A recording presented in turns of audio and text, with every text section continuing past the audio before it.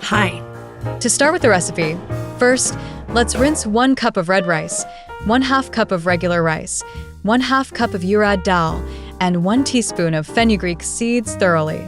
This step is crucial because it removes any dust or impurities. You'll know they're clean when the water runs clear. A common mistake is to skip this step, so make sure to rinse well. Now, soak the 1 cup of red rice and 1/2 cup of regular rice together in a bowl for 6-8 hours. This soaking process is important because it softens the grains, making them easier to grind later. You'll notice the rice has absorbed some water and feels softer to the touch. Meanwhile, soak the 1/2 cup of Urad dal and 1 teaspoon of fenugreek seeds together in another bowl for 6-8 hours. The fenugreek seeds help with fermentation, giving the dosa its characteristic tangy flavor. After soaking, the dal should feel plump and slightly slippery. About 30 minutes before you're ready to grind, soak 2 tablespoons of poha in water. Poha adds a bit of fluffiness to the batter, making the dosas light and crispy. You'll know it's ready when the poha is soft and breaks easily between your fingers.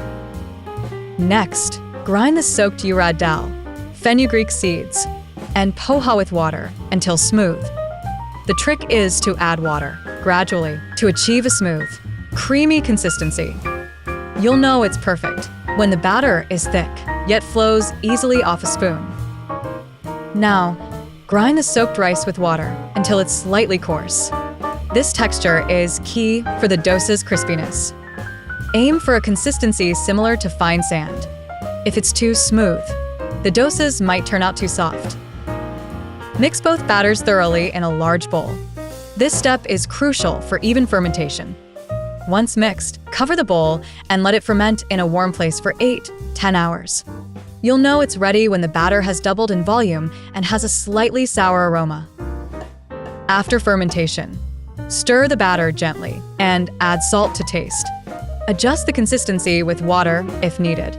It should be like pancake batter, not too thick or too runny. If it's too thick, add a little water until it flows smoothly. Heat and lightly grease a non-stick pan or dosa tawa with oil. It's important to control the temperature here. The pan should be hot but not smoking. A good test is to sprinkle a few drops of water on the pan. If they sizzle and evaporate quickly, it's ready. By the way, since many of you ask about this non-stick frying pan that I use, after trying several, I found one that really makes a difference.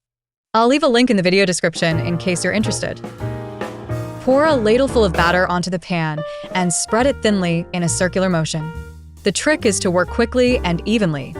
You'll know it's right when the edges start to lift slightly and the surface is dotted with small holes.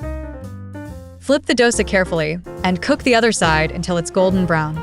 This should take about a minute. The dosa should be crispy and golden, like a sunset. If it's too pale, let it cook a bit longer. Finally, serve the dosas hot with your favorite chutney or sambar. The contrast of the crispy dosa with the soft, flavorful filling is what makes this dish so delightful.